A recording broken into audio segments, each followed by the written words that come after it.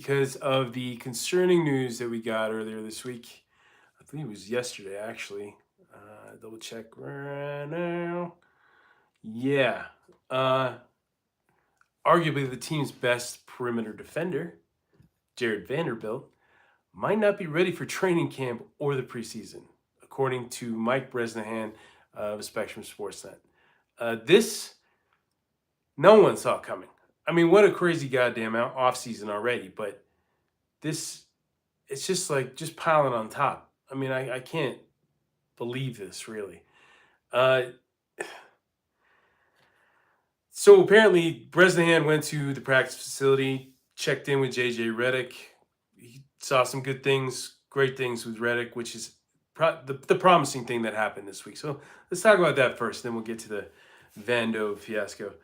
Uh, so apparently, he talked to JJ Redick. There's an interview. Um, the one I saw got cut off at the end, so it was just kind of like a short or something. But I thought I was more interested in what Bresnahan said afterwards, like what he observed, and from what he observed is that JJ has been working like a madman. Like his work ethic has just been shining through, and it's been the one thing that everybody's kind of been praising and loving at this point, which is what you want to hear. What you want to hear from, you know, a guy who's never coached a day in his life, right?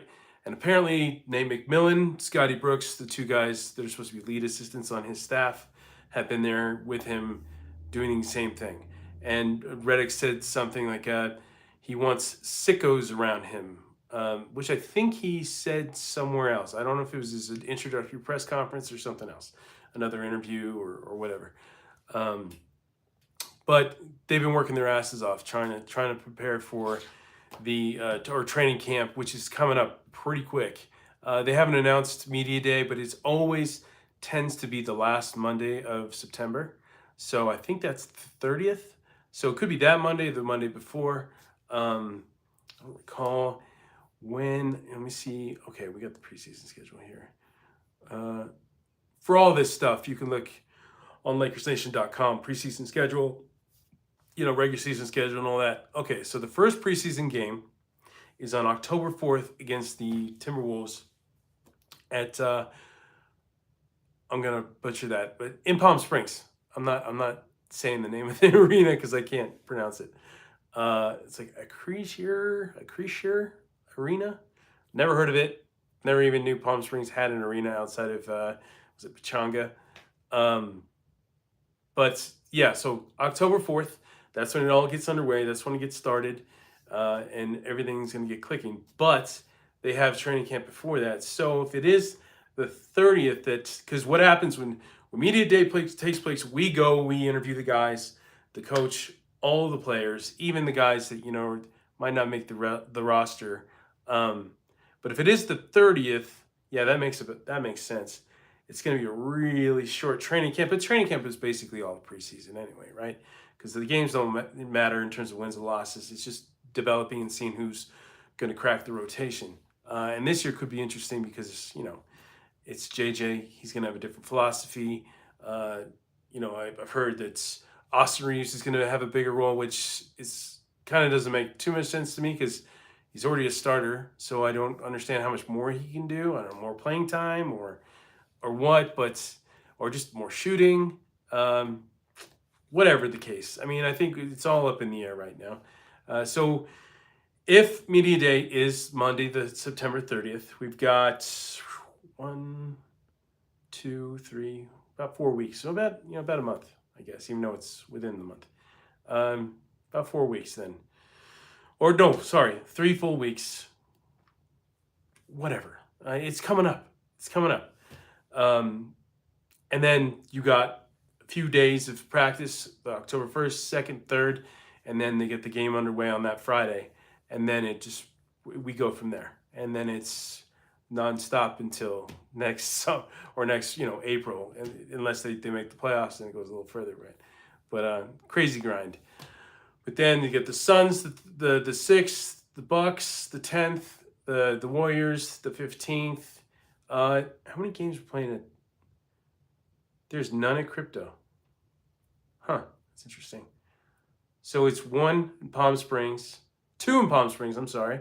Timberwolves, Suns, T-Mobile Arena in Vegas against the Bucks. Might want to go to that one. Warriors in Vegas as well. Damn, they're going to be in Vegas for that long. I don't know if that's a good thing. So they're going to play the Bucks on the 10th, and they'll probably get there a day or two before. And then they're going to play the Warriors on the 15th in Vegas. That's a long time to be in Vegas. But whatever. But Vegas is kind of becoming a mecca of sports anyway, or like a very, sports town, which is cool. I love the way that place is turning into a sports town. And then the NBA is going to come eventually, and LeBron's going to try and buy a team. It's going to that'll be crazy. That'll be so much fun. That'll be crazy and wild. And then they play the Suns 2 days later at Footprint Arena. I believe that's Phoenix. And then Warriors again up in the Bay Area at Chase Center. And that's it on the 18th. And then the season gets underway. I believe it's the 22nd. The 22nd should be. This is also on LakersNation.com. Yes. And they play Minnesota again on the 22nd. Huh, that's odd. So they play Minnesota and Phoenix back-to-back the same way that they do in the preseason. I mean, that's good. They get a good look at them in the preseason, even though it's a bunch of guys that might not even play, Ant and Booker and KD and stuff. But, man, I can't believe how quick this has come up. I'm relieved. I love it when the season gets underway because I'm super busy and there's tons of things to talk about, tons of content to make. So, and me getting, into this now, I can't wait to do it. I mean, I'm sure I'll be crazy tired all the time, which I already am during the season, but I'm enjoying doing this. I think this is fun, and this is the way everything's going. So I've got to adjust. But, so back to Vando. I'm so disappointed because I think he's kind of a pivotal piece for this team. Great offenses are good because usually they have a pretty formidable defense, right? Or it helps to be great on the defensive end. With AD, you get that, right? You get that spark in that way. But with Vando and AD, you got the perimeter and you got the paint. So AD's not patrolling the perimeter as much, even though he's a great perimeter defender as well. But Vando gives you that extra edge, which is it's something you can't get very easily in the NBA anymore. So I think that's why he's so damn important. And that's why I think it sucks that we get this update. Now, they say, or Bresnahan did say that the regular season's a different thing. He might be ready to go. But then again, we kind of heard this a lot last season about when he was returning and all that stuff, and it just never went well. I mean, that season was a throwaway for him. He never really got involved, and I think that's a big reason why they never did anything of importance outside of the NBA Cup, which people have probably already forgotten already, So I'm bummed out about this. I'm sure a lot of Lakers fans are. I just hope he's okay, and I hope this is not a trend with him because I'm getting Kawhi vibes in terms of availability with this guy. He's great when he's on the floor and healthy, but he's just never healthy. So you can't count on him. You can't really add him into the mix until you see him play consistently for, I want to say, 25 games, 30 games, right? And just, he's, no effects with his foot. Like, you're not hearing foot soreness every damn day. I hope, because he seems like a good dude too. He's kind of a quiet guy. He's all into fashion, which those outfits that he wears crack me up. But I think he's a great piece. I think he was a huge, him and D'Lo were the core of that trade. I mean, obviously, because the two guys left. Beasley's, I don't even know where Beasley's now. He might be back with Milwaukee, or maybe he went somewhere else. And all of a sudden started shooting well. It's like, okay, thanks, bro. But this is concerning. It sucks. But we gotta. This season is the perfect example of needing to be optimistic. you have to be optimistic. You have to hold out hope that everything goes the way it should or we want it to, because negativity is only just going to derail this season and make it unbearable. I still am trying to hold out. I'm super pessimistic after everything that's gone on, but at the same time, I'm trying to go the other direction because I know that doesn't help in any way, being pessimistic and negative and tearing it all down. I just try to be positive because sometimes these situations turn out really really well. They're just not what you expected. Nobody when you're the team that no one expects anything from, sometimes it's the perfect time to flourish, right? It's the perfect time to just sneak up and become something, um, and hopefully that's the case with this team.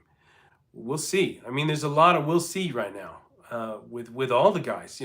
We'll see if LeBron can continue to play at a high level at his age. We'll see if AD can carry over last season and the Olympics and into this season and potentially become, an MVP candidate or something, or at least give the guy the defensive player of the year just once. This guy is one of the best defenders in the league, and I feel like he gets shafted every year. And I think now that Wembanyama is in the league, it's just going to make it even harder. I think Gobert might be exposed, so I don't know if he's going to win another one. But and there's always Bam, who seems to be in the conversation as well. Bam probably feels the same way as AD does, but I think AD's a much better defender than Bam.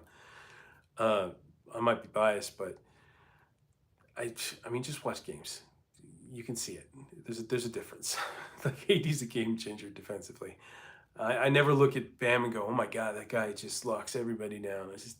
I do that with AD at times, and I'm blown away by what he can do when he's really locked in and healthy. So hopefully we get some better updates in the coming days. I mean, it's been a lot of like, they've signed this guy, they've waived this guy the next day, they signed this guy, waived him the next day, and now it's Alex Fudge and Jordan Goodwin that are on Exhibit 10 deals, which, I mean, these guys, they rarely do much of anything in terms of making an impact unless they just break out in a preseason game or in training camp that are all anybody can talk about. Who knows? There's just so much. There's so much up in the air where it should be exciting, right? I mean, there's not championship expectations and all that stuff, but it's still exciting because it's just that you just don't know. It could be great. It could be awful. It could be in the middle. It could be completely mediocre, kind of what it has been the last, 2 years? Well, last year, I'd say. The year before that, they exceeded expectations. But it's another we'll see, and I'll see you next time.